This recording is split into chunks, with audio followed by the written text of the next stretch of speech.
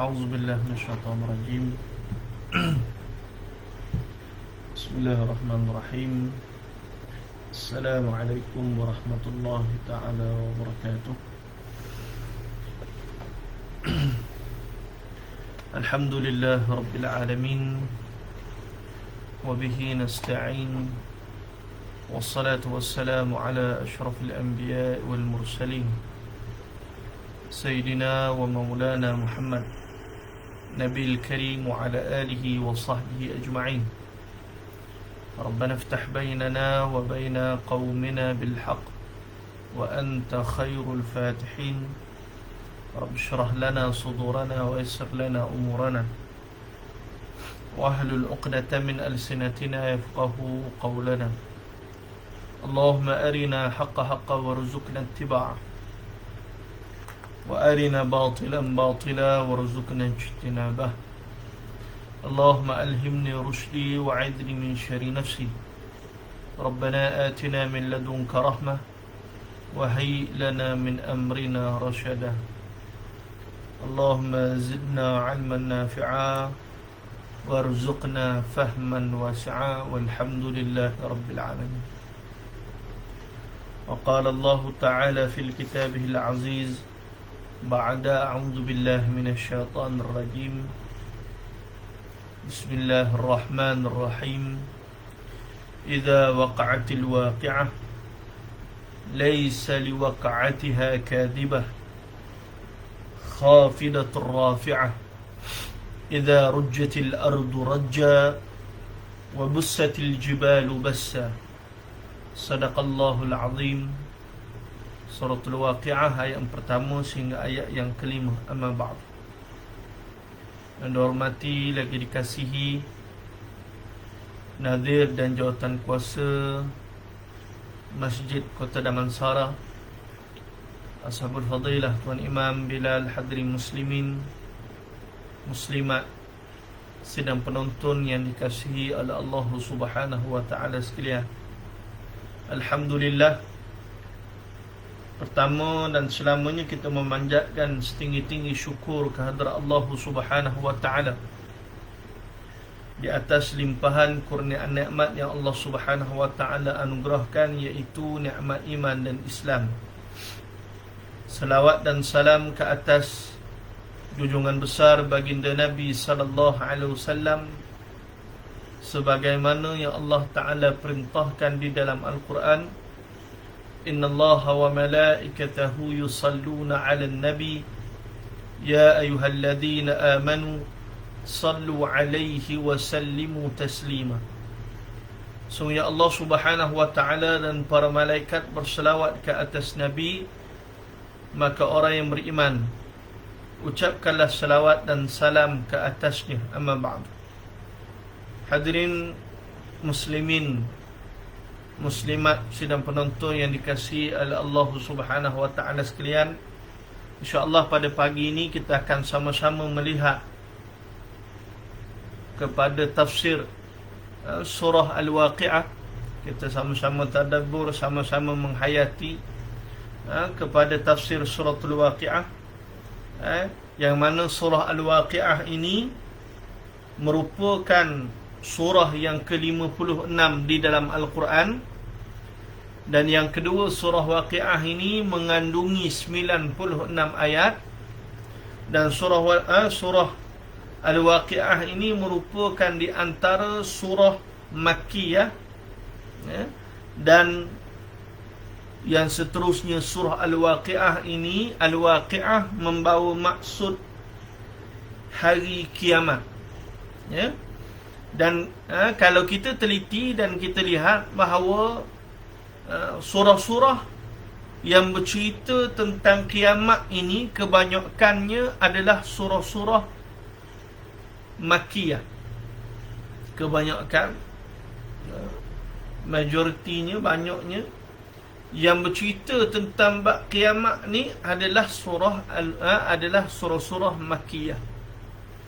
Dan fokus utama surah-surah Makkiyah ini liyuthabbit imanahum, tujuannya adalah untuk mengukuhkan keimanan dan sidang penonton yang dikasihi oleh Allah Ta'ala, kerana apabila kita berbicara tentang kiamat, kenapa ayat ini banyak turun pada fasa Makkiyah?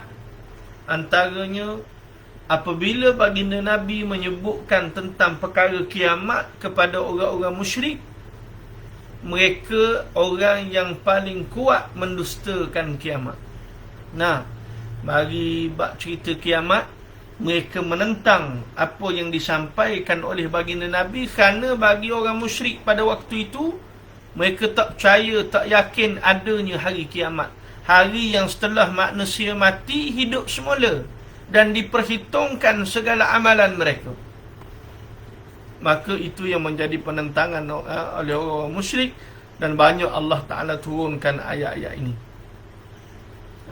Sehingga kita boleh lihat dalam surah An-Nahl, surah An-Naba, semua surah-surah kita sebutkan tadi yang bercerita tentang kiamat.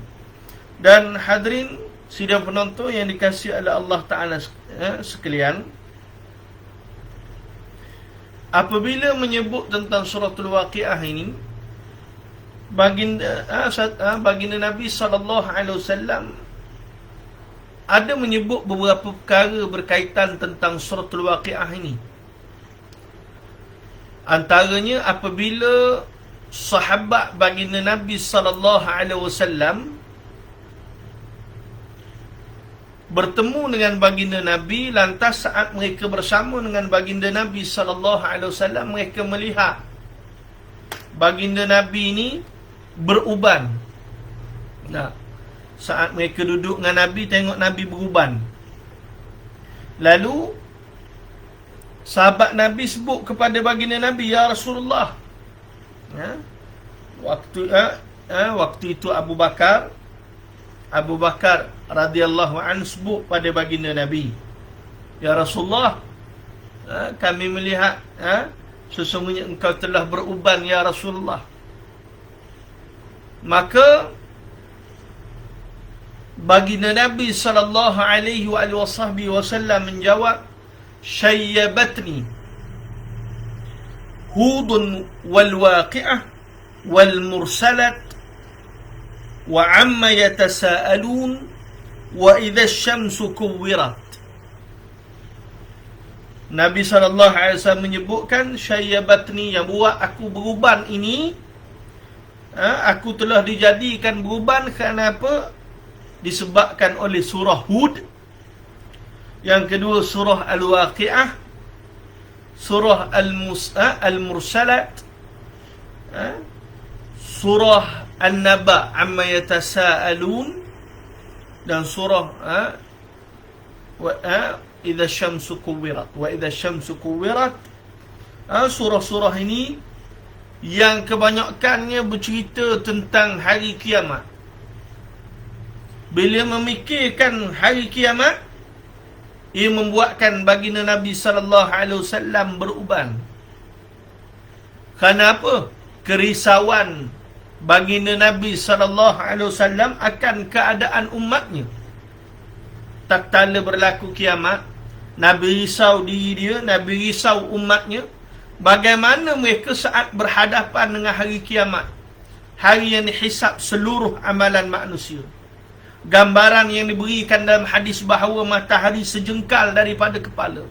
Tuan-tuan, Nabi SAW memberikan kepada kita gambaran kiamat itu begitu menyukarkan.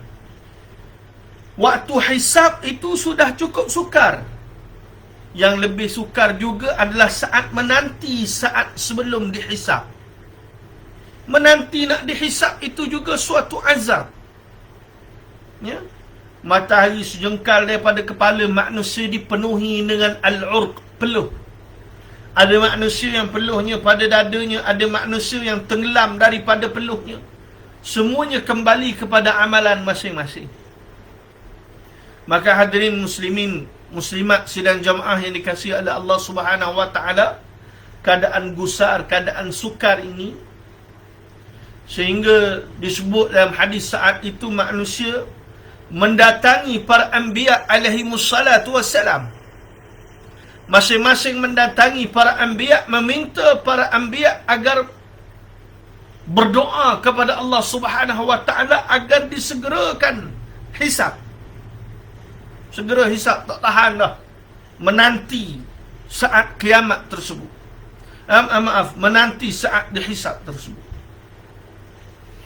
Dan hadirin muslimin muslimat sedang jemaah yang dikasihi Allah, waktu itulah manusia mendatangi para nabi daripada Nabi Adam AS, pergi bertemu Nabi Adam, bapa kita. Bertemu dengan Nabi Adam, meminta agar didoakan supaya segera dihisab. Nah, maka pada waktu itu masing-masing para anbiya alaihimussalatu wassalam menolak untuk berdoa. Kenapa? Masing-masing sebut bahawa hari ini adalah hari yang Allah Subhanahu wa taala sangat murka. Hari ini hari yang Allah Taala sangat murka. Nah, pergi cari nabi-nabi lain yang berdoa. Kenapa? Masing-masing takut. Ya, hari kiamat, hari yang Allah Ta'ala sangat murka. Maka pergilah bertemu para nabi-nabi yang lain umat ketika itu. Sehinggalah bertemu dengan baginda Nabi SAW. Bila bertemu baginda Nabi SAW berdoa. Sebab Nabi ni tidak berdoa, tidak pernah berdoa kehancuran pada umatnya. Nah, hari itu Nabi angkat tangan berdoa agar Allah Ta'ala menyegerakan hisab. Nah, apabila Nabi mengangkat tangan berdoa, seluruh manusia mendapat manfaat daripadanya, dan doa Nabi itu disebut sebagai syafa'atul uzma, syafaat yang paling besar. Syafaat yang paling besar. Apabila Nabi mengangkat tangan berdoa, maka Allah perkenankan lalu dihisab manusia ini. Dan hadirin muslimin sidang jamaah yang dikasihi oleh Allah Ta'ala, sebab itu bila sebut gambaran kiamat inilah keadaannya sukar, lebih-lebih lagi pada umat baginda Nabi SAW, umat-umat sebelumnya. Nah, masing-masing berada dalam keadaan yang sangat sukar. Nabi risau keadaan umatnya, Nabi risau tentang dirinya. Semua itu menyebabkan Nabi SAW beruban. Syayyabatni Hudun wal waqi'ah wal mursalat wa amma yatasa'alun wa idza syamsu kuwirat. Surah-surah ni surah yang kata baginda Nabi, yang membuatkan Nabi SAW beruban, memikirkan tentang dirinya dan keadaan umatnya, bagaimana menghadap Allah Subhanahu wa taala. Jadi kalau kita tak rasa apa-apa tentang kiamat, apatah lagi kita tidak berfikir bagaimana menghadapinya, maka sewajarnya kita malu kepada baginda Nabi sallallahu alaihi wasallam. Hadirin muslimin muslimat sidang jamaah yang dikasihi oleh Allah Taala. Kemudian dalam hadis yang lain, baginda Nabi sallallahu alaihi wasallam bersabda, "Man qara'a suratal waqi'ah kulla lailatin lam tusibhu faqatun abada." Baginda Nabi sallallahu alaihi wasallam menyebutkan hadis ini, kategorinya hadis yang dhaif, tapi boleh diambil sebagai fadail, kelebihan untuk kita beramal. Ya. Apa yang disebut oleh baginda Nabi sallallahu alaihi wasallam, man qara'a surah al-waqi'ah, siapa yang baca surah al-waqi'ah ini, kulla lailatin, setiap malam, lam tusibhu faqatun abada, maka dia tidak akan ditimpa kesusahan untuk selamanya. Para salafus salih seperti Ibnu Mas'ud dan lain-lain menyebutkan bahawa ianya menjadi amalan bagi mereka membaca surah ini. Dan hadirin sidang jamaah yang dikasihi oleh Allah Ta'ala sekalian, apabila menyebut tentang suratul Waqiah juga, ya, bagaimana Jabir bin Samurah, ya, pernah menceritakan Nabi SAW bila salat, Nabi akan cuba meringankan salat tersebut. Dan antara yang Nabi laksanakan adalah Nabi membaca suratul Waqiah ini dalam salat subuhnya. Jadi kalau bacaan-bacaan yang ringan, antaranya dikira suratul Waqiah ini bacaan yang ringan dalam salat subuh. Kalau orang kita marah ni, panjangnya Ustaz, 96 ayat, banyak ni. Sedangkan surah ni dia pendek-pendek je. Satu ayat tu, setiap ayat tu pendek-pendek je, tak panjang mana. Dan hadirin rahmat Allah Subhanahu Wa Taala, terima kasih sidang penonton yang menonton. Moga kita semua bebas daripada Covid, insya-Allah. Moga-moga terangkat wabak ini dan terangkat sebarang kesusahan yang menimpa kita semua, insya-Allah. Dan Allah lapangkan semua urusan kita dan membuka pintu kebaikan. Amin. Okey, kita sambung daripada ayat.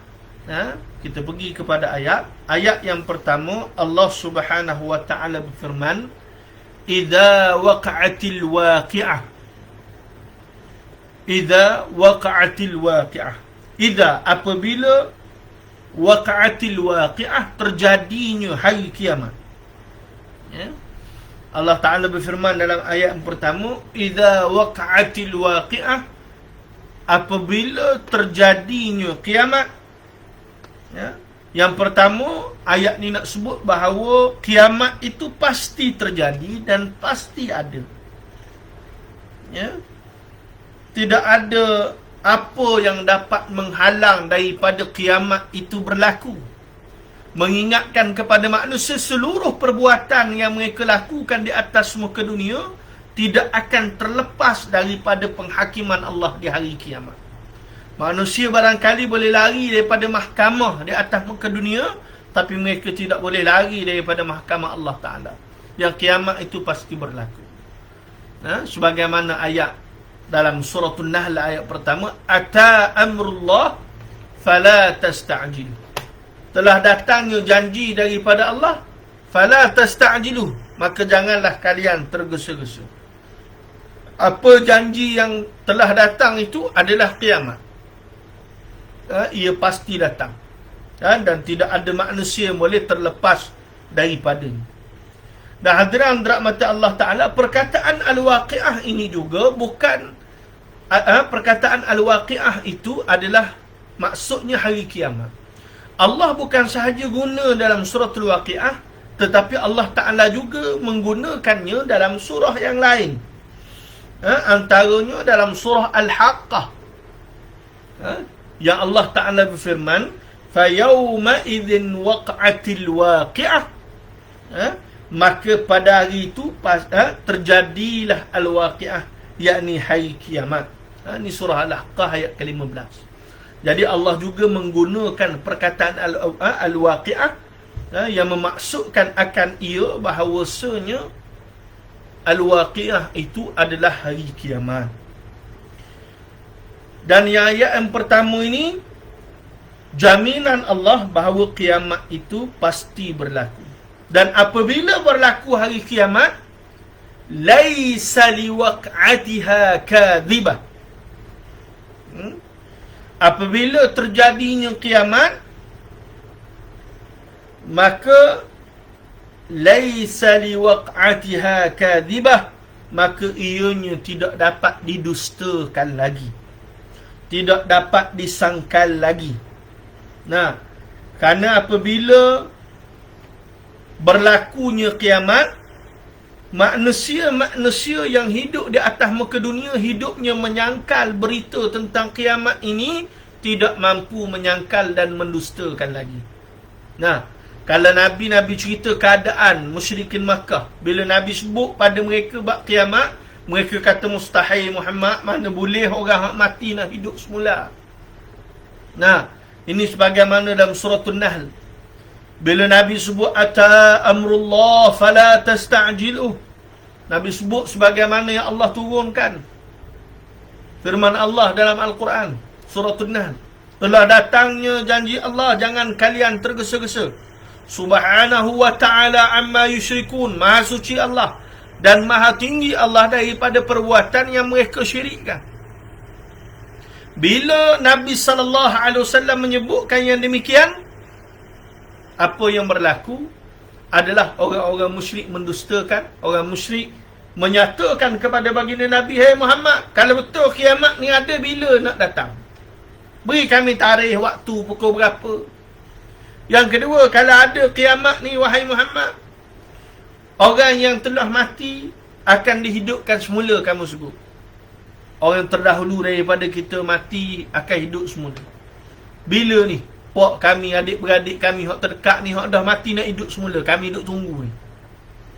Ni perangai orang musyrik. Mereka mendustakan. Datang ayat Allah, mereka mendustakan. Wa'iyadzubillah. Jangan kita jadi kelompok manusia yang apabila dibacakan akan firman Allah Ta'ala, lalu kita mendustakan firman Allah Subhanahu wa ta'ala tersebut. Wa'iyadzubillah. Ni bahaya. Bila dibaca ayat Allah Ta'ala, kita berasa tak seronok nak dengar. Kita berasa nak segera mendustakan. Kita risau masuk kita dalam golongan sebagaimana orang-orang musyrik. Sepatutnya orang beriman bila dibacakan ayat Allah Ta'ala, mereka tunduk, patuh, melaksanakan apa yang Allah Ta'ala perintahkan. Dan hadirin rahmat Allah Ta'ala, maka firman Allah yang kedua ini, laisa liwaqa'atiha kadhibah, maka apabila terjadinya kiamat itu, ianya tidak dapat didustakan. Nah, bila berlaku kiamat depan mata orang-orang yang beriman, orang-orang musyrik, benarlah apa yang disebut oleh baginda Nabi. Waktu tu mereka benar-benar tahu. Nah, ada pun mereka yang hidup buat maksiat, buat jahat, orang-orang musyrik yang tak percaya kiamat, apabila lihat sangka kala Allah menghancurkan langit bumi, waktu tu baru mereka nak beriman. Tapi keimanan mereka tidak diterima oleh Allah Ta'ala. Nah, sebab tu tuan-tuan, sidang penonton yang dikasihi Allah, yang tengok hancur langit bumi ni, hak tinggal siapa dia? Hak tinggal saat melihat kehancuran langit bumi ni adalah mereka-mereka yang musyrik, yang kufur kepada Allah Ta'ala. Sebab orang beriman, Allah matikan, walaupun iman dia sebesar khardanil, sebesar biji sawi. Nah, Allah akan datangkan ar-rih, angin yang dia akan, kalau kita baca 10 ayat, 10 tanda kiamat itu, Allah datangkan, antaranya diceritakan bahawa akan datang angin seluruh dunia. Angin tu, ambil nyawa seluruh manusia walaupun imannya sebesar biji sawi.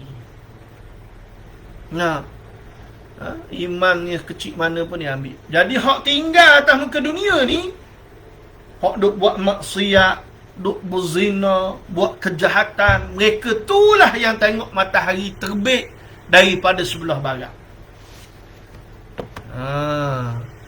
Bila tengok matahari terbit daripada sebelah barat, waktu tu baru manusia menyesal. Inilah, mereka tak dapat sangka lagi kiamat.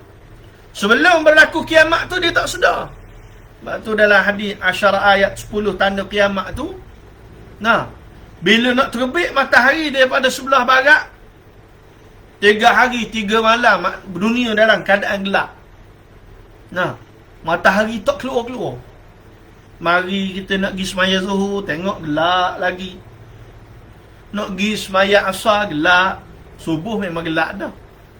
Maghrib pun gelap, Isyak pun gelap 3 hari. Tengok-tengok hari seterusnya matahari terbit sebelah barat. Dan saat matahari keluar daripada sebelah barat, pakak-pakak menyesal. Nak beriman, iman mereka tak diterima. Saat itu mereka nak sedekah.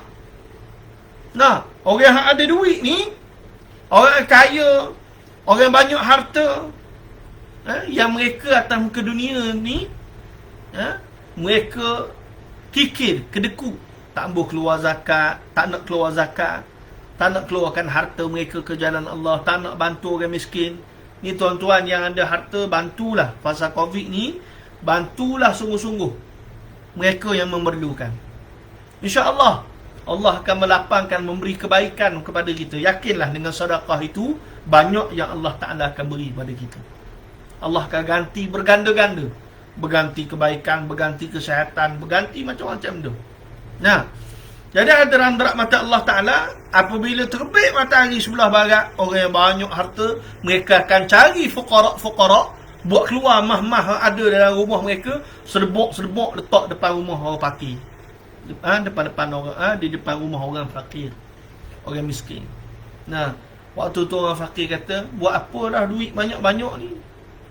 Kami tak nak dah. Nah, nak kiamat dah, kami tak nak dah. Nah, hari sebelumnya, bila orang fakir, hari sebelum matahari terbit daripada sebelah barat, hari sebelumnya bila orang fakir mendatangi mereka yang kaya, yang punya harta, masing-masing enggan membantu. Tapi hari terbit sebelah barat, ramai nak bagi harta. Tapi tuan-tuan, hari itu sedekah tak diterima. Saat itu kalau baru nak beriman, keimanannya tidak diterima. Wa'iyadzubillah. Kita minta sangatlah tak sempat saat tersebut. Diri kita, isteri kita dah. Kita minta Allah matikan kita sebelum saat berlakunya kiamat, saat yang utamanya saat sebelum keluarnya Dajjal. Itu benda yang paling merisaukan. Nah, kerana saat Dajjal muncul, berapa ramai manusia yang beriman bertukar jadi kufur. Sebab lapar, sebab susah. Nah, bayangkan saat Dajjal muncul. Nah, tahun pertama hujan berkurang 1/3, tahun kedua 2/3, tahun ketiga 3/3. Hujan tak turun terus. Dunia keadaan kering, manusia keadaan lapar. Sehingga Nabi sebut isteri-isteri ni ikat isteri, anak isteri. Sukar saat itu. Kenapa? Dajjal datang ditawarkan makanan, air hujan turun, ditawar pada manusia. Bayangkan berapa ramai manusia yang kufur. Kenapa? Mereka lapar, mereka susah. Nah, kerana itu kita disuruh amal, baca suratul Kahfi, hafaz suratul Kahfi 10 ayat awal, 10 ayat akhir. Fitnahnya cukup berat, cukup besar. Dan tuan-tuan sidang jemaah yang dikasihi oleh Allah Subhanahu wa ta'ala sekalian, saat itu apa yang memberi manusia makan? Zikrullah, zikir mereka. Zikir mereka menjadi makanan bagi mereka. Kalau mereka tidak melazimi zikir, tak lazimi zikir saat mana sebelum Dajjal muncul, macam mana zikir tadi nak jadi makanan bagi mereka saat mana Dajjal muncul? Allah. Nah, kita minta tak sempatlah zaman-zaman itu. Zaman yang cukup sukar, wa'iyadzubillah. Saat Covid ni pun kita berasa susah. Nah, lebih-lebih lagi pada saat tersebut. Nah, Allahu Akbar. Dan tuan-tuan sidang jemaah yang dikasihi oleh Allah Ta'ala sekalian, ayat kedua Allah Ta'ala sebut laisa liwaqa'atiha kadhibah. Maka terjadi kiamat, ianya tidak dapat didustakan lagi. Khafidatur rafi'ah. Dan kejadian kiamat itu khafidah, dia akan merendahkan satu golongan, dan rafi'ah, dia akan meninggikan satu golongan yang lain. Nah, maksudnya apa?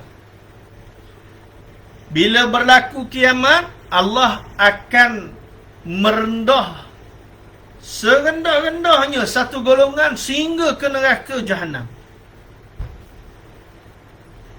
Yang barangkali golongan tersebut di atas muka dunia, mereka tinggi darjat, hebat dia di mata manusia.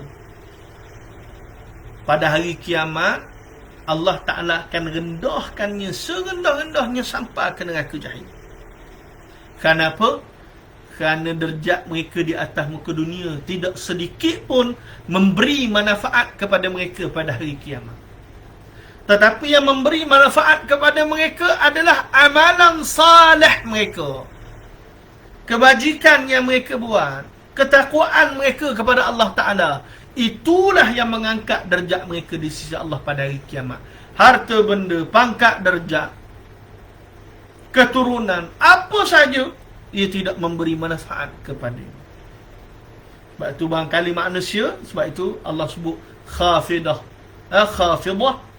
Satu golongan akan Allah rendahkan serendah-rendahnya. Yang atas muka dunia dulu mereka tinggi derajat. Dan ada satu golongan yang rafi'ah, Allah Ta'ala tinggikan setinggi-tingginya derajat mereka. Ada?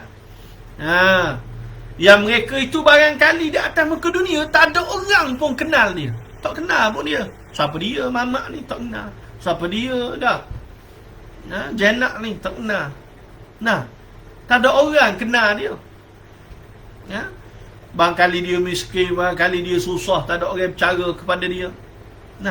Tapi pada hari berlaku kiamat, orang-orang ni Allah Ta'ala akan tinggikan setinggi-tingginya derajat mereka sehingga kepada syurga An-Na'im, syurga yang penuh kenikmatan. Yang mereka dulu di atas muka dunia barangkali orang tak kenal, orang tak masyhur. Kalau mari kenduri pun orang buat layan, tak layan, contohnya. Rupa di akhirat besok Allah tinggikan setinggi-tinggi derajatnya. Apa yang mengangkat tinggi derajatnya? Yang mengangkat tinggi derajatnya adalah ketakwaannya, amalan salehnya, keimanannya. Ini barang yang paling penting, tuan-tuan. Sebab tu jangan sekali-kali kita mengukur manusia ni berdasarkan derajat mereka atas muka dunia. Siapa mereka? Kalau kita buat majlis kenduri, jangan beza-bezakan orang. Raikan sama berlaku. Yang miskin, yang kaya. Barangkali doa orang-orang miskin ni doa mustajab. Sebab tu tiang dunia ni, tiang kita ni, orang kaya yang suka menginfakkan hartanya. Orang miskin yang mendoakan sang kaya. Orang miskin doa pada orang yang kaya. Orang kaya yang suka infakkan harta. Tu tiang kemakmuran dunia. Bila saling memberi, saling mendoakan, maka disitulah timbulnya keberkatan. Jadikan hati kita cinta pada fuqara dan masakin. Ajar anak-anak kita cinta pada fuqara dan masakin. Bawa mereka. Tolong orang susah. Ajar mereka daripada kecil. Kena hidup memberi. Memberi doa, memberi pertolongan, memberi wang ringgit, apa saja. Jadi, hadirin muslimin sidang jamaah yang dikasihi oleh Allah Ta'ala, ayat yang ketiga ni Allah sebut khafidatur rafi'ah. Hari kiamat, hari yang Allah Ta'ala akan rendahkan serendah-rendahnya satu golongan. Yang ni barangkali golongan itu di atas muka dunia mereka tinggi derajatnya, akan Allah rendahkan serendah-rendahnya sampai ke neraka jahim. Dan ada satu golongan yang Allah rafi'ah, tinggikan setinggi-tingginya. Barangkali di atas muka dunia dulu mereka tak ada apa pun, tak ada orang kenal pun, rendahnya derajatnya, hamba barangkali. Tapi mereka mendapat derajat yang tertinggi di sisi Allah, kerana keimanan dan ketakwaan mereka. Ada. Kemudian ayat yang keempat, idza rujjatil ardu rajja. Allah Ta'ala berfirman, idza rujjatil ardu rajjah, dan apabila bumi ini digoncangkan sedahsyat-dahsyatnya. Tadi ayat awal cerita apabila berlaku kiamat, tak boleh didustakan dah kiamat. Allah tinggikan derajat satu golongan, Allah rendahkan derajat satu golongan. Dan Allah cerita pula keadaan kiamat apabila bumi ni Allah goncangkan segoncang-goncangnya, sedahsyat-dahsyatnya. Idza rujjatil ardu rajja, dah hancur berkecah apa yang ada dalam bumi, hancur seluruhnya. Dan saat bumi digoncangkan sedahsyat-dahsyatnya itu, wa bussatil jibalu bassa, gunung ganang ini hancur luluh sehancur-hancurnya. Gunung-gunung yang jadi pasak bagi bumi ini hancur berkecai pada waktu itu. Nah, seluruh apa yang ada dalam bumi hancur. Kalau gunung yang kuat gagah tu pun hancur, istana yang manusia bermegah-megah, bangunan pencakar langit yang manusia banggakan, harta yang manusia banggakan, seluruhnya hancur saat mana berlaku kiamat. Nah, sehingga Allah Ta'ala gambarkan gunung-gunung yang besar itu hancur jadi sebagaimana apa? Kathiban mahila. Kathiban mahila, jadi sebagaimana tumpukan pasir yang berterbangan. Ini sebagaimana surah Muzammil ayat ke-14. Nah, jadi sebagaimana tumpukan pasir stopok, gunung sebesar-besarnya hancur jadi sebagaimana tumpukan pasir yang berterbangan, hancur semua sekali. Gunung apa? Gunung Lada ke, Gunung Kinabalu ke, Gunung Everest ke, hancur semua sekali. Nah, jadi kita rasa apa yang kita ada ni kekal ke tuan-tuan? Rumah kita, harta benda kita, melainkan semuanya pasti hancur. Nah, benda yang pasti hancur, untuk apakah kita banggakan kalau ianya pasti hancur, pasti hilang? Artinya ia bukan boleh dibanggakan, apatah lagi untuk dibawa mati, untuk dibawa bertemu Allah. Tak ada sikit pun yang bermakna, melainkan amalan salih, kebajikan, kebaikan yang kita buat.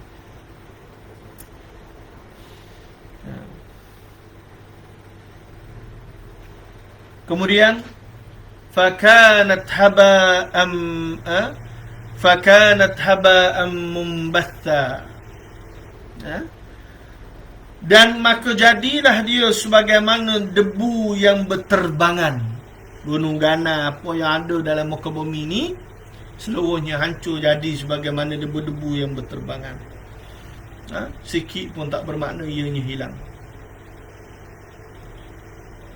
Fakanat haba'an mumbatha, maka jadilah dia sebagaimana debu yang berterbangan. Ini yang berlaku saat mana berlakunya kiamat. Segala yang manusia banggakan saat segala yang manusia seronok dengannya, ianya bertukar sebagaimana debu. Porak-perandanya langit dan bumi. Saqulat fis samawati wal ard, huru-hara apa yang ada di langit, huru-hara apa yang berada di bumi. Dan saat huru-hara, saat hancur segalanya itu, apa yang kekal bagi manusia? Yang kekal bagi manusia adalah iman dan amal salih mereka. Ini yang membawa mereka bertemu Allah. Sebab tu tuan-tuan, Imam Abdullah bin Alawi Al-Haddad rahimahullah ta'ala anhu, dalam kitab Wasayal Ulama, dalam kitabnya Nasaih Diniyah wal Wasaya Imaniyah, nasihat agama dan wasiat keimanan, Imam Abdullah bin Alawi Al-Haddad rahimahullah ta'ala diingatkan kepada kita. Nah, manusia yang saat mana dia mati, saat dia hidup, dia tak ada apa-apa. Dia miskin, dia susah, tapi dia ada keimanan. Saat dia mati, berbahagialah dia kerana dia telah memiliki segala-galanya. Tapi manusia yang duduk atas muka dunia, dia memiliki segala-galanya, tapi dia tak ada iman. Saat dia mati, ketahuilah dia jadi manusia yang paling rugi, kerana dia kehilangan segala-galanya dan dicampakkan pula dalam api neraka. Mereka menjadi manusia paling buruk. Ya. InsyaAllah saya kira itulah sikit tazkirah kita kuliah subuh kita pada pagi ini. Mudah-mudahan memberi manfaat. InsyaAllah kita sambung lagi pada bulan depan. Kita masuk pada ayat yang ke-7. Wa kuntum azwajan thalatha. Ni kita akan cerita pada bulan depan insyaAllah. Wallahu ta'ala alam.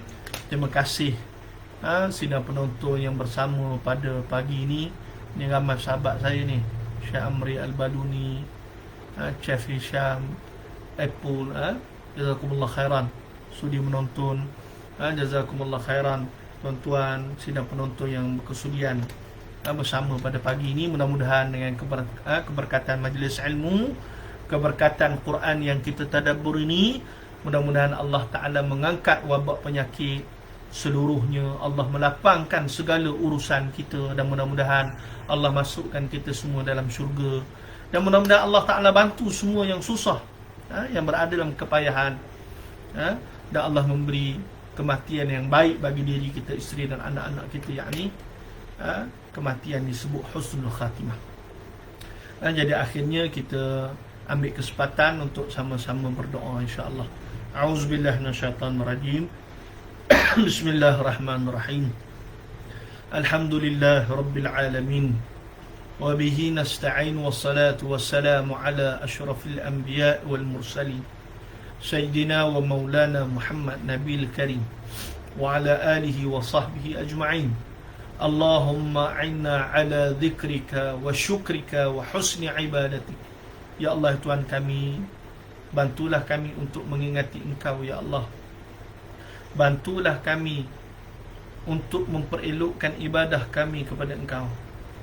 Bantulah kami untuk senantiasa bersyukur kepada Engkau. Allahumma innaka afuun tuhibbul afwa fa'fu 'anna. Allahumma innaka afuun tuhibbul afwa fa'fu 'anna. Wahai Tuhan kami yang Maha Pengampun, Kau suka mengampunkan, maka ampunilah dosa kami ya Allah.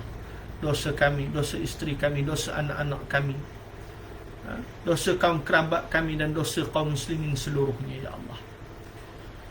Rabbana la tuzigh qulubana ba'da idh hadaitana wa hab lana min ladunka rahmah innaka antal wahhab. Ya Allah Tuhan kami, jangan Kau pesongkan hati kami setelah Kau memberikan petunjuk kepada kami ya Allah. Tetapkanlah hati kami, isteri dan anak-anak kami dalam keimanan sehingga kepada akhir hayat kami ya Allah. Ya Allah Tuhan kami, ampunilah dosa isteri kami, anak-anak kami ya Allah.